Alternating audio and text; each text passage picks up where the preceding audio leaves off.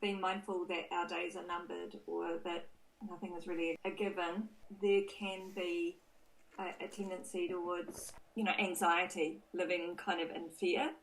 Yeah, I wonder how you kind of balance that. Think of it from another perspective. Let's say that every time you get into the car, you have anxiety around having an accident. Now, it's true that there are crazy drivers on the road. It's true that you might hit a pothole or a cat might run out in front of you and cause you to swerve. But are you anxious around having an accident when you get into your car? Okay, for most of us, no, we're not. For the person who's anxious around having an accident when they get into their car, they are involved in their desire for safety. Now, that desire for safety is good. It is a healthy desire. The problem is not the desire for safety. The problem is the involvement in the desire for safety, which generates fear and anxiety, and in some instances a crippling anxiety where perhaps a person can't even get into their vehicle anymore. So too when it comes to this idea of recognizing that one day I will die.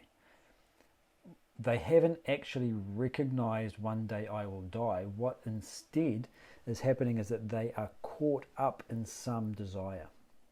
It may be a desire to continue living, to avoid physical pain when they die, to avoid the retribution of the afterlife. That fear and anxiety around death is coming from being caught up in personal desire. One of the antidotes to it can actually be to face, to make an actual acceptance of the fact that you will die.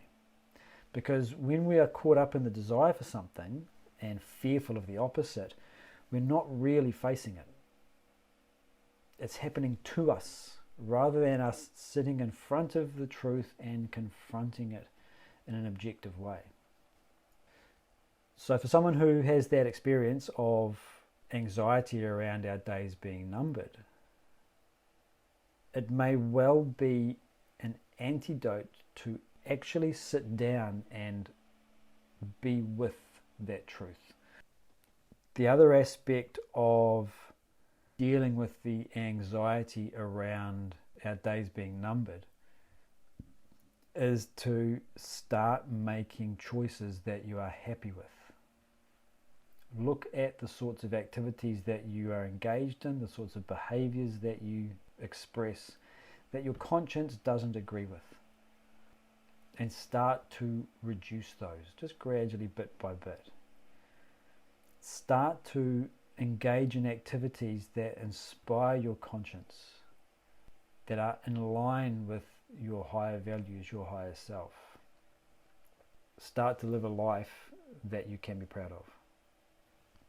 And then you're naturally beginning to rise out of the ego. And the days that you are spending, they feel full and complete.